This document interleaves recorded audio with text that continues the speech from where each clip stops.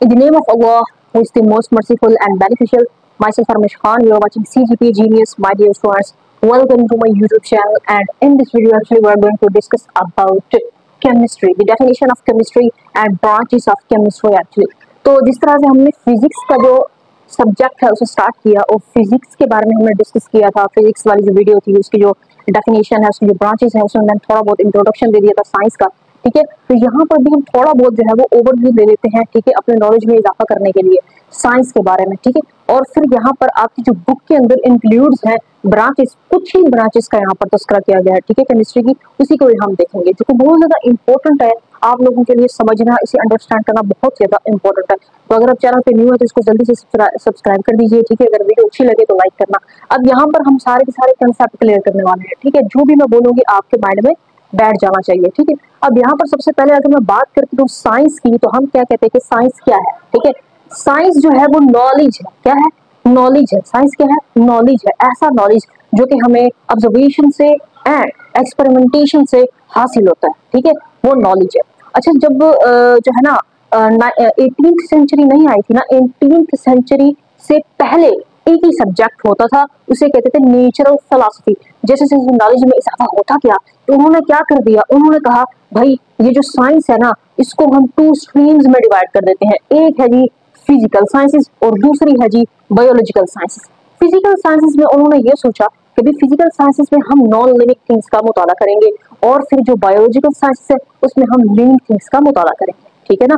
अच्छा, तो फिर यहाँ पर जो है जैसे 19th सेंचुरी आई ना, तो फिर उन्होंने क्या किया, साइंस को 5 डिस्टिंक्ट डिसिप्लिन में डिवाइड कर दिया था।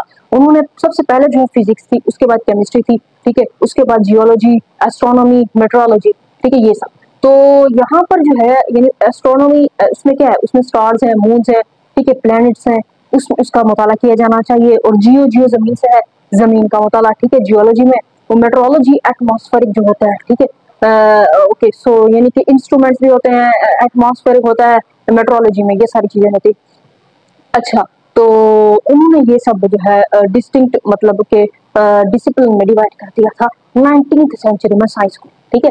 अच्छा, साइंस का जो वर्ड है सेंशिया से निकला है, और ये कौन सी लैंग्वेज है? सेंशिया लैटिन लैंग्वेज है, लैटिन वर्ड है सेंशिया, जिसका मीन है नॉलेज। तो ये जो है वो मैंने एमसीक्यूज के पार्ट आप लोगों को क्लियर करा दिए हैं, क्योंकि जब हम आगे कॉम्पिटिटिव एग्जाम्स में जाते हैं तो ये एमसीक्यूज आते हैं। ठीक है ना, इंटरव्यू में भी यही चीजें हमसे पूछी जाते हैं कि जो वर्ड साइंस है उसका मीन क्या है और ये डिराइव कहाँ से हुआ है, किस लैंग्वेज से है, किस लैंग्वेज से हुआ है, 19th सेंचुरी में क्या था, कितनी इसकी ब्रांचेस थी साइंस की। बाय द वे, अब जो है यहाँ पर हम केमिस्ट्री को डिफाइन करने वाले हैं, केमिस्ट्री क्या है। ठीक है, अब जिस तरह से हमने फिजिक्स को डिफाइन किया था, फिजिक्स में हमने कहा था हम जो है वो स्टडी करते हैं matter and interaction, matter and energy, ठीक है, और उन दोनों की क्या इंट्रैक्शन आपस में, बाहिर में बट, ठीक है, मैटर और एनर्जी को डिस्कस किया हमने।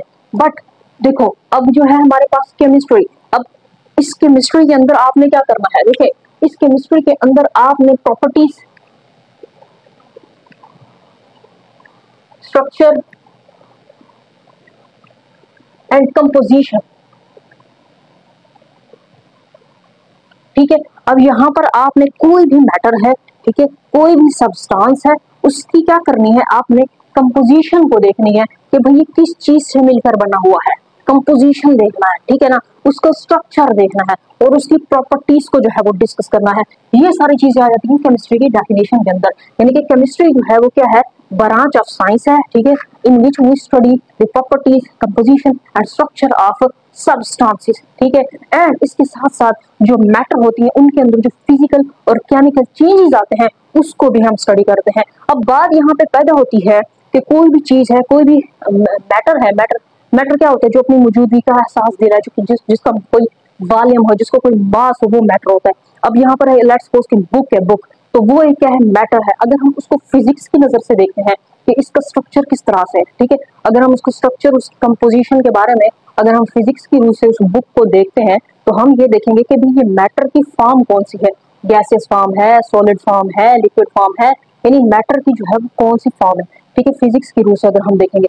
फिर फिजिक्स की रूप से अगर हम देखेंगे तो हम कहेंगे ये रेस्ट में है या ये मोशन में है, इसके ऊपर कोई फोर्स एक्ट कर रही है या नहीं कर रही। बट अगर हम उस किताब को केमिस्ट्री के रूप से देखेंगे तो हम वो देखेंगे कि ये जो किताब है, ठीक है, ये जो सब्सटेंस है, ये जो मैटर है, इसकी कंपोजिशन जो है, इसका जो स्ट्रक्चर जो है उसका स्ट्रक्चर को हम उस निगाह से देखेंगे, atomic level and molecular level की निगाह से। उसके स्ट्रक्चर को हम एटॉमिक और मॉलिक्यूलर लेवल से देखेंगे, ठीक है। और उसकी कंपोजिशन में भी हम उसके एटम्स हैं, मॉलिक्यूल्स हैं, ठीक है, ये सारी चीजें जो है हम डिस्कस करते हैं।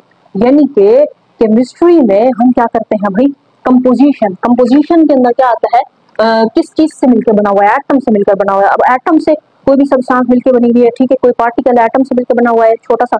अब उस एटम को भी दोबारा स्टडी करेंगे तो उस एटम में मजीद फंडामेंटल पार्टिकल्स हैं, इलेक्ट्रॉन, प्रोटॉन, न्यूट्रॉन, और फिर उसके अंदर और भी पार्टिकल्स निकल के आ जाते हैं, ठीक है, जिसमें बोसॉन्स हैं, फर्मियोन्स हैं, न्यूट्रिनो है, एंटीन्यूट्रिनो है। ये सब आगे की बातें हम पढ़ेंगे। अब आपको डेफिनेशन समझ आ गई केमिस्ट्री की, जिसमें हम क्या करते हैं, किसी भी सब्सटेंसेस की या मैटर की प्रॉपर्टीज देखते हैं, स्ट्रक्चर देखते हैं, उसका कंपोजिशन देखते हैं, और उसके अंदर जो है फिजिकल और केमिकल चेंजेस जो आते हैं मैटर के अंदर, उसको भी डिस्कस करते हैं। अब कोई भी मैटर है, उसके अंदर अगर फिजिकल चेंज आ जाए, उसके अंदर अगर केमिकल चेंज आ जाए, तो कैसे आता है, किस वजह से आता है। एनर्जी की या तो वो एब्जॉर्प्शन हो रही होगी, या तो वो एनर्जी को क्या कर रहे होंगे, रिवॉल्व कर रहे होंगे, ठीक है, निकाल रहे होंगे, या तो एनर्जी अब्सॉर्ब कर रहे होंगे या निकाल रहे होंगे, ठीक है। तो कुछ ना कुछ तो वो एनर्जी से रिलेट करेंगे, तभी किसी मैटर के अंदर जो है वो क्या करेगी, चेंजेस आएगी, या फिजिकली या फिर केमिकली, ठीक है। तो हम प्रिंसिपल और लॉज देखते हैं जो कि गवर्न करते हैं दीज चेंजेस को, ठीक है। ये हो गई हमारे पास केमिस्ट्री की डेफिनेशन। इसके साथ साथ हम जो है हम ब्रांचेस ऑफ केमिस्ट्री देखते हैं, जो कि आपकी बुक के अंदर 11 गिवन है। इसी को हम बारी बारी देखेंगे। अब यहाँ पर आपकी जो बुक के अंदर ये जो है, इसकी डेफिनेशन आनी चाहिए आपको, और इसका जो स्कोप है, ठीक है। कोई भी ब्रांच है ना, ठीक है, कोई भी ब्रांच है, सबसे पहले इसको डिफाइन करने से पहले आपने ये कहना है कि जैसे कि physical chemistry is the branch of chemistry, ठीक है। अगर केमिस्ट्री को डिफाइन करना है तो आपने सबसे पहले कहना है chemistry is the branch of science, ठीक है। और अगर ये केमिस्ट्री की साइंस को डिफाइन करोगे तो बोलोगे, केमिस्ट्री को डिफाइन करोगे तो बोलोगे केमिस्ट्री क्या है, साइंस की ब्रांच है, ठीक है।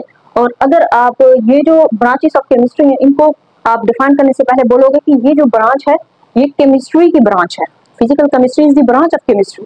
सबसे पहले ये बात बोलनी है, ठीक है। उसको डिफाइन करना है, उस डिफाइन करने के बाद उसका एप्लीकेशन है या स्कोप है या यूजेस है, बस यही याद रखना है, ठीक है।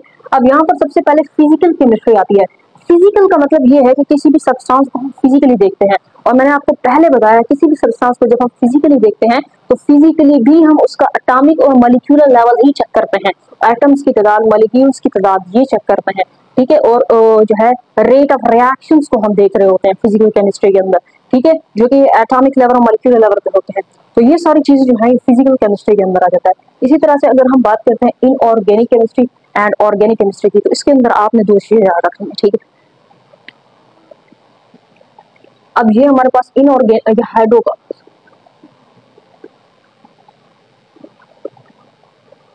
ठीक है,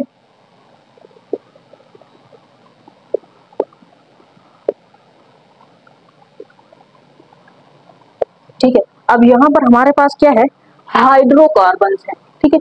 हाइड्रोकार्बन क्या होते हैं, कार्बन हाइड्रोजन बॉन्ड होते हैं, ठीक है। अब आपके पास जो इनऑर्गेनिक केमिस्ट्री है, उसके अंदर क्या होता है कि हाइड्रोकार्बन वाले कंपाउंड्स नहीं होते हैं। अगर कार्बन होता भी है तो लिटिल बिट कार्बन होता है कंपाउंड्स के अंदर, जिसको हम स्टडी करते हैं। और ऑर्गेनिक केमिस्ट्री के अंदर हम ऐसे सब एलिमेंट्स हैं या कंपाउंड्स हैं जिनको स्टडी करते हैं, जिसके अंदर क्या होता है, हाइड्रोकार्बन होता है, ठीक है, यानी कार्बन हाइड्रोजन बॉन्ड होते हैं। तो organic chemistry is very interesting and my favourite, ठीक है। ऑर्गेनिक केमिस्ट्री जिसमें हमारे पास हाइड्रोकार्बन होते हैं, ठीक है, एंड देयर डेरिवेटिव्स। तो हाइड्रोकार्बन जिसमें कार्बन हाइड्रोजन बॉन्ड होता है, ठीक है, बहुत ही ब्यूटीफुल है। इसके जो रिएक्शंस वगैरह होते हैं बहुत ब्यूटीफुल है ऑर्गेनिक केमिस्ट्री। बाकी जो इनऑर्गेनिक केमिस्ट्री होती है, ठीक है, उसके अंदर जो है वो कार्बन हाइड्रोजन बॉन्ड नहीं होते। हाँ, अगर होती भी है तो लिटिल बिट कार्बन होती है बस, ठीक है। तो यहाँ पर हमारे पास जो इनऑर्गेनिक केमिस्ट्री है, उसको जो है जो एलिमेंट्स वगैरह है इनऑर्गेनिक केमिस्ट्री में जिसमें कार्बन नहीं होते हैं, हाइड्रोकार्बन नहीं होते हैं, तो वो as a fuel, as a pigment जो है वो यूज होते हैं, ठीक है। और भी बहुत सारा इसकी एप्लीकेशंस है, ठीक है, क्रिस्टल्स के तौर पर भी ये यूज होते हैं। अच्छा, यहाँ पर हमारे पास ऑर्गेनिक केमिस्ट्री है, ये भी हर जगह पर मौजूद है जी, ठीक है। ये भी मॉलिक्यूल्स एलिमेंट्स जो है बहुत ही वाइडली तादाद में ये यूज होते हैं लाइफ में, डेली लाइफ में। अब यहाँ पर इन्वायरमेंटल केमिस्ट्री है, तो उसके नाम से जाहिर है इन्वायरमेंट के अंदर जितनी जो फिजिकल चेंजेस हैं, केमिकल चेंजेस हैं, ठीक है, केमिकल चेंजेस, ठीक है, केमिकल चेंजेस को हम डिस्कस करते हैं इन्वायरमेंट के अंदर। अब केमिकल चेंजेस का मतलब ये है कि इन्वायरमेंट के अंदर जो है वो पोल्यूशन आ जाती है, ठीक है, वो एयर पोल्यूशन हो सकती है, वो वाटर पोल्यूशन हो सकती है, वो किसी चीजों का गल सड़ जाना आपस में, ठीक है, तो वो पोल्यूशन पैदा करता है, तो वो सारा सारा केमिकल चेंजेस आ रहा है, तो वो सारा हम डिस्कस करते हैं इन्वायरमेंटल केमिस्ट्री के अंदर, ठीक है, वो सारी चीजें इन्वायरमेंटल केमिस्ट्री के अंदर डिस्कस की जाती हैं। अब उसके बाद हमारे पास है एनालिटिकल केमिस्ट्री। एनालिटिकल मतलब तज्जिया करना, एनालाइसिस, ठीक है, एनालिसिस मतलब तज्जिया करना। अब तज्जिया करने के लिए सब्सटेंसेस का, एलिमेंट्स का तज्जिया करने के लिए इंस्ट्रूमेंट्स होते हैं, ठीक है। अब यहाँ पर हमारे पास जो है हम क्या करते हैं, तज्जिया करते हैं, ठीक है, हम एनालिसिस करते हैं, ठीक है। अब एनालिसिस किसी भी चीज का मतलब सेपरेशन हो सकती है, ठीक है ना, यानी एलिमेंट्स में जो हम उसकी जो कंपोजिशन है उसकी परसेंटेज को देख सकते हैं, ठीक है ना, percentage of the composition of the elements, elements के अंदर एटम्स हैं, मॉलिक्यूल्स हैं, उनकी कंपोजिशन वगैरह देखना, उसका तज्जिया करना, ठीक है, ये सारी चीजें।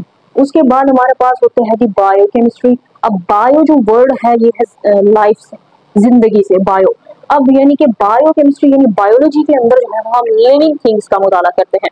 अब बायोकेमिस्ट्री जो है इसके अंदर जो है देखिए, अब ये जो है ना बायोकेमिस्ट्री, न्यूक्लियर केमिस्ट्री, अब ये न्यूक्लियर फिजिक्स भी होती है, अब ये जियो केमिस्ट्री है, जियो फिजिक्स भी होती है, ठीक है। अच्छा, यहाँ पर बायोकेमिस्ट्री में जैसे बायोलॉजी में लिविंग थिंग्स होते हैं, उसी तरह से बायोकेमिस्ट्री में जो लिविंग ऑर्गेनिजम्स हैं उनके अंदर जो केमिकल प्रोसेसेस हो रहे होते हैं, ठीक है, उसको स्टडी करना। जैसे कि हम खुद जानदार हैं, लिविंग ऑर्गेनिजम्स में आते हैं, तो हमारे अंदर जो केमिकल चेंजेस आ रहे होते हैं, हमारे अंदर जो केमिकल प्रोसेस हो रहे होते हैं, वो उनमें क्या आ जाता है, उनमें लिपिड्स हैं, उनमें प्रोटीन्स हैं, ठीक है, उनमें कार्बोहाइड्रेट्स हैं, ये सारी चीजें आ जाती हैं। तो ये जो सारी चीजें हैं ये डिस्कस की जाती हैं बायोकेमिस्ट्री में। अब उसके बाद हमारे पास है न्यूक्लियर केमिस्ट्री। अब न्यूक्लियर का जो वर्ड है, न्यूक्लियर का, ये न्यूक्लियस से है, ठीक है, तो यानी एटम है, एटम के अंदर जो न्यूक्लियस है उसके अंदर जो रिएक्शंस होते हैं उसको हम स्टडी करते हैं, ये न्यूक्लियर फिजिक्स भी होती है।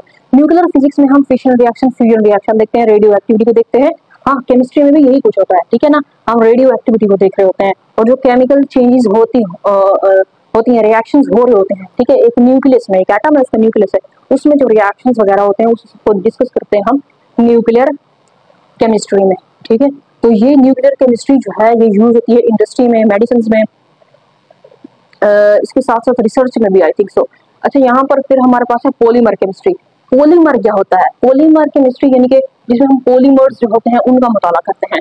अब पॉलीमर्स क्या होता है? बहुत ही बड़ा मॉलिक्यूल, कंपाउंड बोल लो, ठीक है, मतलब ये एक कंपाउंड है, उसके साथ मतलब दूसरा कंपाउंड है, एक कंपाउंड है, दूसरा कंपाउंड है, दूसरा कंपाउंड जुड़ते जाए, यानी कि एक जिस तरह से चेन नहीं होती, चेन एक दूसरे के साथ कंपाउंड लिंक होते जाते हैं और वो बहुत ही ज्यादा बड़ा क्या बन जाता है, कंपाउंड बन जाता है, उसी को हम कहते हैं पॉलीमर्स। वही पॉलीमर्स को अगर हम नेचुरली पॉलीमर्स की बात करते हैं, नेचुरली अकरिंग पॉलीमर्स यूनिवर्स में कौन से हैं बड़े बड़े मॉलिक्यूल जो आपस में लिंक टुगेदर होते हैं, तो उसके अंदर आ जाता है प्रोटीन्स, उसके अंदर आ जाता है सेलुलोज, उसके अंदर आ जाता है न्यूक्लिक एसिड, ठीक है, ये नेचुरली अकरिंग क्या है, पॉलीमर्स है।